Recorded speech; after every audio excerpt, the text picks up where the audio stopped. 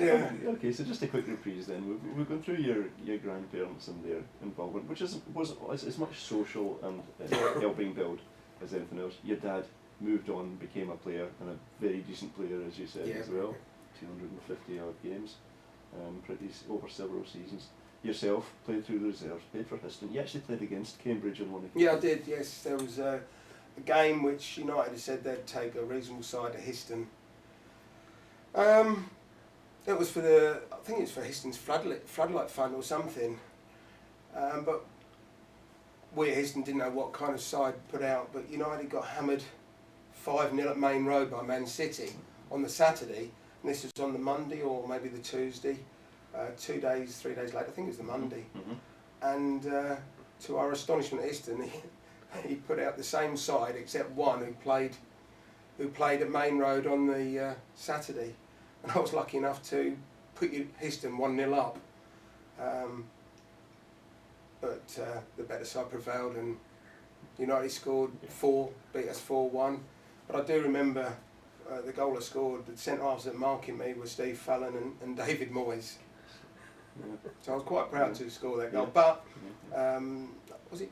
You might know this. Robbie Cook, Mark Cooper. Robbie Cook scored to Mark Cooper. But it was just for Histon's floodlight fun. But it was taken as a serious game.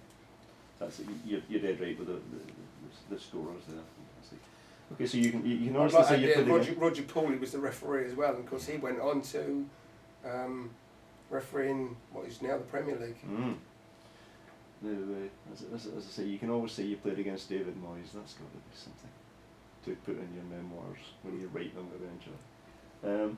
Okay, we've got to get a little bit serious now because as time went on, Hillsborough happened, various other things happened. You're a local Bobby here, but I guess policing at football games had changed or was changing profoundly at that time, and especially after Hillsborough. Well, if you think about it, here there's fences all around the ground. It was not a nice place to watch football in the 70s and 80s. The crowds in the way end, it wasn't here with Stanley's, was just there, and it was with a big crowd totally enclosed with a wall behind you, fence in front of you. It wasn't nice. And then obviously Hillsborough, Highsall, Bradford Fire all happened, and football in this country started its real dark days. It did, and obviously the policing would have changed at that time, and your job changed at that time as well. Well, I was the local officer, and the Taylor report recommended that every football club had a football liaison stroke intelligence officer. And this piece of paper come through the Parkside and nobody knew what to do with it, and it was all chucked my way. You policed the football every game, because obviously at that stage, as a local officer, I did every home game. So I knew the problem supporters, I played for the club, I still played a lot of football, basically football fanatic as I still am. And it was chucked my way. There you go, you do it. So I became the football liaison intelligence officer, and on top of my job as a local policeman. So that meant before every game I'd have a meeting with Ian in the old control room and plan more professionally the policing of the games. Okay, so just to reprise, Trevor, we've gone through your grandparents, their involvement. We've gone through your dad, who was a good player for the club, as we said. Yourself, played reserves, played for Histon. Played 4 games in a week, that sort of thing. Regularly. Yeah, and we've moved on to the more difficult times when you became a policeman, and then you became really the football liaison officer for the club. So what did that actually involve? What is the job? It was a national, the intelligence side, it was a national, it's called the National Police Football Intelligence Unit, NFIU. And basically it meant every match, whoever we were playing, we would contact each other. So if we were playing Newcastle, I'd speak to the Newcastle football officer. He'd tell me what's likely to come down here if it's a home game for us, any problem supporters, how many coaches, whether they're likely to drink, if they wouldn't drink, but Newcastle obviously would. And then 2 spotters, officers who knew the problem supporters, would travel with not with the team, but on the day of the game, come down to a briefing at Parkside, and then they'd go around the pubs, with our spotters to identify any problem supporters, because when you've got a group of fans, 99.9% of them aren't a problem, and you don't have to worry about, and it's the 0.1% where you just got to keep an eye on it, make sure they behave themselves. But that entailed pre-match meetings with the club, which I used to have a meeting with Ian before every game, which was easy when I was a local copper because I was in here drinking his tea every day anyhow.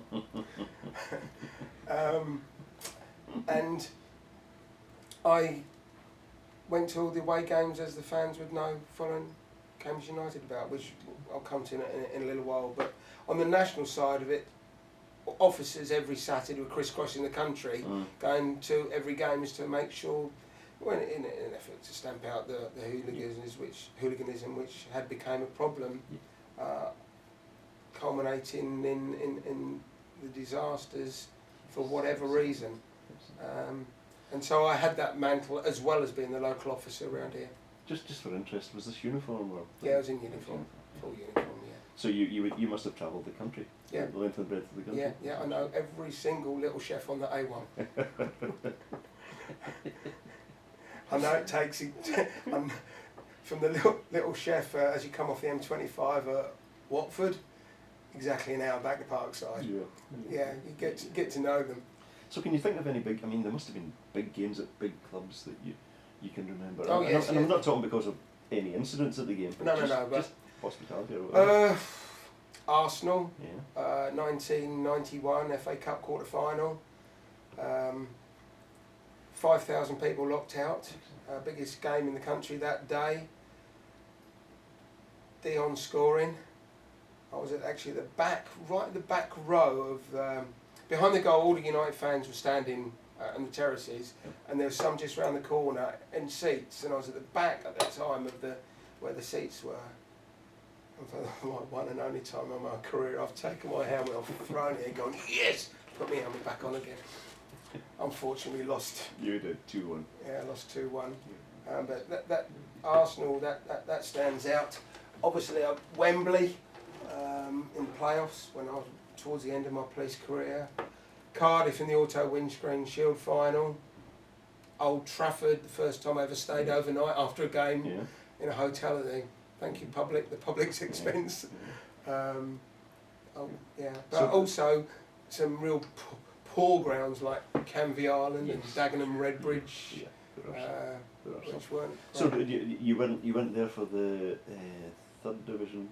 Or the first playoff that we had against Chesterfield? No, I started spotting going away games just after that. I did the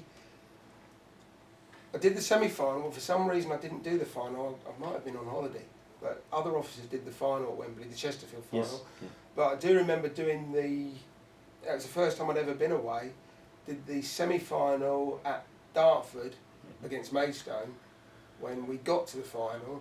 Because I remember I was actually on the pitch right next to the players. As the players were celebrating, I was right next to them looking at the crowd and inwardly celebrating as well. It was the following season that we got our act together, shall we say, at Parkside and started doing it properly with myself and someone else doing it permanently. Yeah. Okay, so how did you find the big games against the small games? Was it harder at somewhere like Manchester United, or was it just you were looking at the same people? No, I was looking at the same people, and the same people who knew me. Yeah. The bigger games were easier. They're easier. Police, certainly the Premier League as it is now, the bigger club just threw money at it, so they had plenty of police officers to cope if there's any problems. It was when you went to the smaller clubs. Who didn't have enough officers on duty, what I would think on duty, to cope with the problems because they didn't have the finances to put into football. Understood. So you must have worked almost every home game other than... I worked every home game here for nearly 25 years. Most of them, I would say 95% of them, 99% of them would be at the home end. In the early days, before I became the football intelligence officer, just think of a story, is I used to have to look after the away coach at the end of the game. Uh-huh. Now, that's something most people wouldn't know. Where does the away coach go to? It used to go up to the lay-by, the far end of the airport, Okay. where the roundabout with Airport Way is now. And at the end of the game, it would come back and park in the front car park. Of course, a little bit vulnerable with any fans coming out in the 80s and out of the supporters club. So I used to have to sit on the away coach until they left the ground. And I remember Peter Shilton one day sitting in the coach, sulking. I think he'd probably been, I don't know if we'd been playing for Stoke or something like that. But certainly he was back out onto the coach as soon as he got there and just sat there in a really sullen mood. Yeah. Another intense man. So there must have been some games where it was an absolute dream to be a part of the crowd, but oh yes, a bit working. The 5-1 win in the which one? 5-1 win against Bristol City in the second replay in the FA Cup. Yes. I was right at the back of the gangway at the north end, and the atmosphere was electric that game. In fact, let me just tell you one story. This had been back in the 80s. I was in the same position at the back of the gangway in the north end, and probably what I think is the greatest goal ever scored here. Gary Clayton. Mm-hmm. The wind was howling down the ground, and Gary Clayton hit this ball, and he's hit it high in the sky, and it's gone out of my view because of the roof of the north end, and it's come down, bounced on the line in the roof of the net. To me, that's the greatest goal ever scored, and it was hilarious in that goal. And Gary and I were quite friendly at the time. His girlfriend at the time, Debbie, I think it was Debbie, used to cut my hair. I had hair then. Yep. A haircut 2000 or whatever is up Newmarket Road. Mm-hmm. When I was on duty, you know, I used to think it grows on duty, it can be cut on duty. Gary and I used to go and play snooker occasionally, and then he scores this goal. I mean, what a fluke, but it was hilarious. A great goal. So that was good games are one thing. You know, you get a nice day, you get you get an evening like Bristol, as you say, 5-1. But there must have been some desperate times when you were watching. Oh, yeah. Cold Was it wet. when John Ryan got sent off and left the ground before the end of the game? Ken Shalato and that type of era wasn't great. But as a shareholder, as an ex-player, if you can call it that, albeit a few times, it was great, the successes, but there were some really doldrums and some dull games. Yeah. I remember we played someone here, we drew 0-0, did have 8 players at the end of the game, and I was sat there thinking, oh, at least I'm getting paid to be here. So there was always that to it. So you eventually you did all your police work, and eventually you retired from the police relatively recently. When was that? I retired in 2008. Mm-hmm.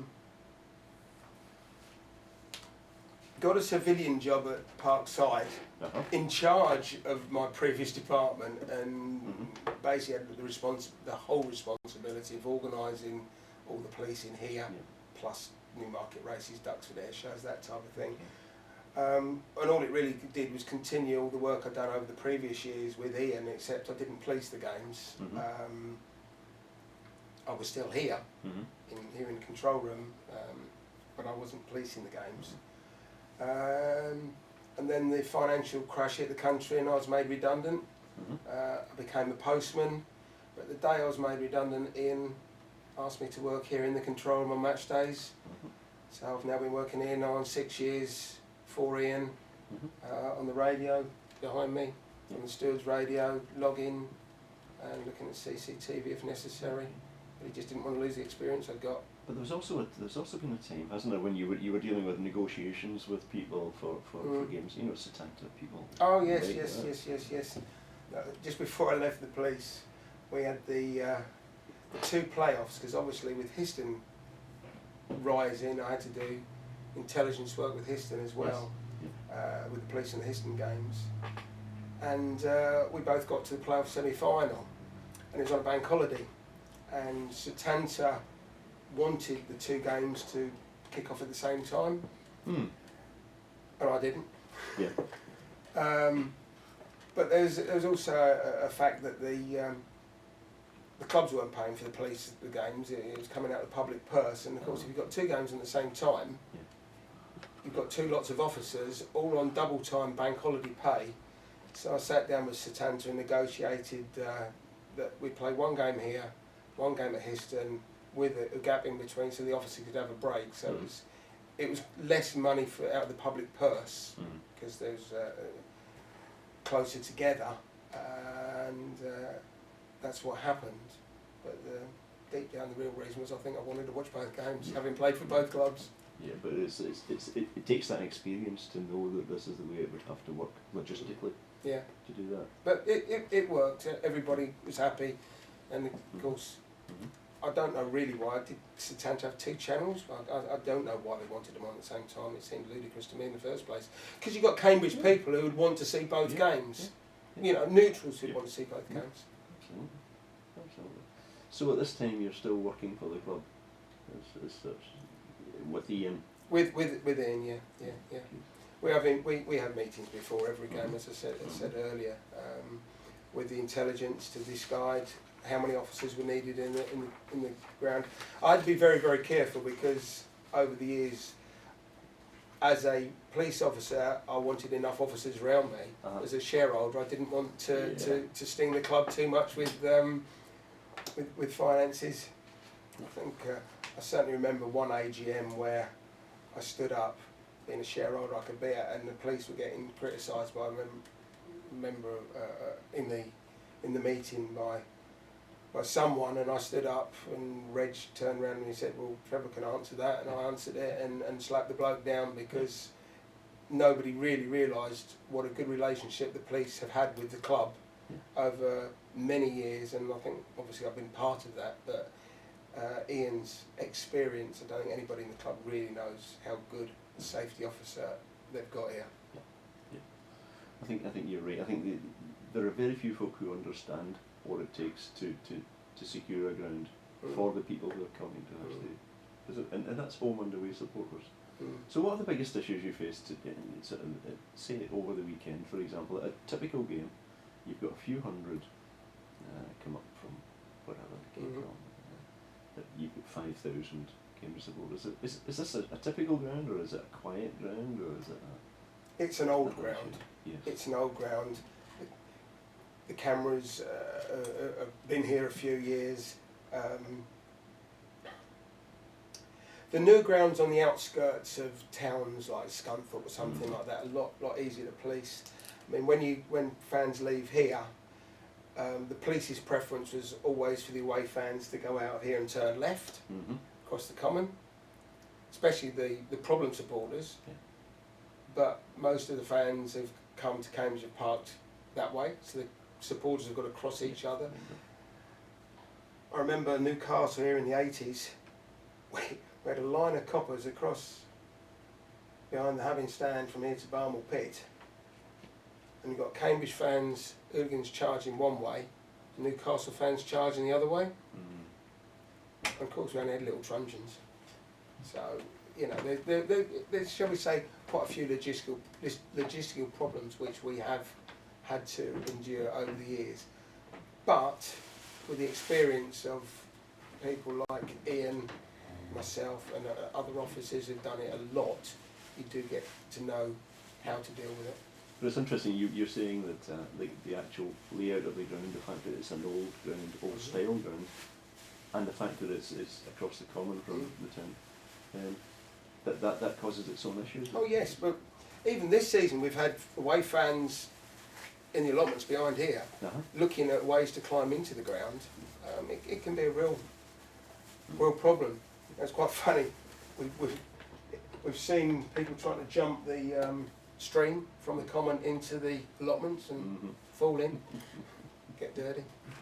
So to those of us who don't know, tell us the sort of difference between, say, a Carlisle last Saturday and a Manchester United a year ago. The scale of the problem is 100 times, surely. Well, no, because you can still only get a certain maximum number of people coming. So if it's all ticket, normally if it's all ticket, the problem supporters don't get the tickets. So it's easier. It can be easier. Interesting. But the planning for it presumably is bigger on all sides. You must have had a lot of liaison with Manchester. Sure.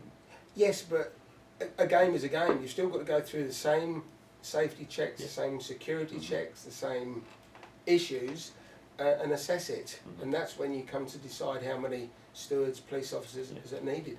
But you can only get to a maximum. Yeah. Okay, one thing that I've noticed as a fan over the years is that the stewards do an exceptional job here. You know, they're friendly, they talk to you, they show you where they are very good here. But you've got stewards here who've done the same job. Well, Alf Walker, for instance, the Chiefs, he's been here 30, 40 years. Doing the same job. They're highly experienced, and people have been here very, very long periods of time. But that's not just dedication to the club, it's also dedication to Ian Darla, who does such a good job. Yeah, and of course the training. And the training. It's totally different to what it would have been years ago. Yes, yes. I remember training them once. I was not trained to be a trainer and eventually stopped doing it. But you know, they were searching me and didn't find what I had on me, because if you wanted to bring a weapon into a football ground, you did. I had a dart, sellotape to my chest, because at that stage a dart had been thrown on a football pitch. This is about 20, 25 years ago. You know, it's just a case of we all pitch in to help each other learn. But now, of course, they've got to take certificates and that type of thing. Okay, let's move on towards where you are now in your life. Do you still play football? Yeah, even at your advanced age, because you're nearly as old as me. 60 next year, 59 next month. Yeah, I played a match yesterday. 80 out of the 90 minutes. And you walked up those stairs without help? That was Did I ask you to push me up? No. Yeah, I still play. Running over 50s side, which Andy Beattie plays in. We have 2 or 3 games a year. I play for Cambridge Veterans every week. Play 5-a-side twice a week. Playing tonight, whether I can or not, I'm going to. Ironically, with Josh Colson's brother. Oh, yeah. So, older or younger? I'm not sure actually. Just as physical. Yeah. The same build. Yeah. So it must be almost a dream job, because you've had the opportunity to grow up in this area, which is fantastic. But as an incomer, it's a fantastic area to come in. You've managed to get work basically as a fan, but and on the inside of the club over a vast number of years. As you say, about 50 years from start to finish, 25 in the police role. Now you've retired, but you're still keeping your hand in behind the scenes, in a sort of, as I say, a role that people don't know about too much, but which is vitally important. And you're still playing football, and you're still a fan. How does it get better than that? Where do you go from here? Well, hopefully we'll go up and up and up, and maybe one day get the Premier League. Somehow I doubt it. I think we would settle for a playoff place next year, if I'm being honest. Yeah. Let's just do a couple of ad hocs then. What was the best game you think you've seen over your years? Now you've mentioned, I'm going to ask you the best player as well, so get that one thinking as well. But over the years, you mentioned the Bristol game, which was fantastic. There was a game against Sheffield, which we should never, under that consistency, and we beat them. There's a few that stick in my mind over the years, but any that you can think. Manchester United, you mentioned. Manchester United at Old Trafford. I do remember just after half time I was clearing the bars. Helping clear the bars, get people back into the ground, and Man United scored, and I was told some young kid had scored the goal. Never heard the name before. I think I've heard it a little bit since. Ryan Giggs. But favourite games, there's so many. There's so many highlights, lowlights. There's none that actually really stick out other than that 5-1 win to me, because I was actually a supporter on duty in the North End watching the goals rain in. So I think it's got to be the 5-1 against Bristol City. And it was a night game, and it was under floodlights, and it was a packed crowd. Lee Philpott's screamer. Yeah, I still see it coming towards me. Yeah. And John Taylor turning away before he knew the ball was in the Yeah, net. yeah. Away before Yeah. he even- So I think that's got to be one of the main highlights. You got one or two comical moments as well over Well, the years, yeah. haven't you? I used to come in here for my lunch hour on a regular basis. Ian reckons when I left, he ordered a pint of milk less a day because of my tea.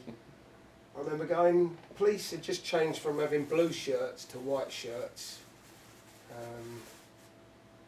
was playing head tennis with Trevor Ball, the assistant groundsman, at the back of head tennis in my meal break. And we finished playing head tennis and we come back into Ian's little cubby hole under the main stand. And Trevor says to me, "You want to look at your chest?" And I got a perfect print of a ball where I chested it on my brand new white shirt, and I got to go back to Parkside late that afternoon. So, yeah, there was one where I got called down to the dressing room to see this lad, an away player, really badly cut his fist. Mhm. He'd got sent off. He'd come underneath the stand in the passageway underneath and punched one of the windows, and they're reinforced with steel, so it really cut his hand bad. Crystal Palace, FA Cup quarter final. Yeah. We had an exclusion zone Mhm. where the police, put barriers and closed off Newmarket Road for the day. I had to deliver letters to every household, including Rodney Slacks, that Mhm. they couldn't be getting in and out Newmarket Road on that day. And we saw police horses for the first time ever galloping down Newmarket Road. And this really expensive car rolls up, wanting to get through the barricades. "Don't you know who I am?" And of course, "Have you got a pass to get through?" "No." Ron Nodes, their chairman, which made me smile. Mhm. Did he get through? Eventually. I suppose the one that you really want me to mention is when Chris Turner, and it was either Lindsay Smith or George Riley, I never did find out, nicked my police bike. Yeah. Had a meeting, presumably here with Ian. Went back to my bike, couldn't find my police bike anywhere. Eventually found it. Chris laughing his head off. The bike was on top of the turnstiles at the main entrance. How the hell am I going to get that out down there? I had to get Trevor Ball and a ladder to get the damn thing down. So to this day, as you know, because we arrived at the same time Indeed. on my bike, I lock my bike to something here every day, every time I come here. Just surprised nobody's had a go with it with a hacksaw. You speak too soon. Trevor, it's been a fantastic time. Thank you very much for your time this morning, and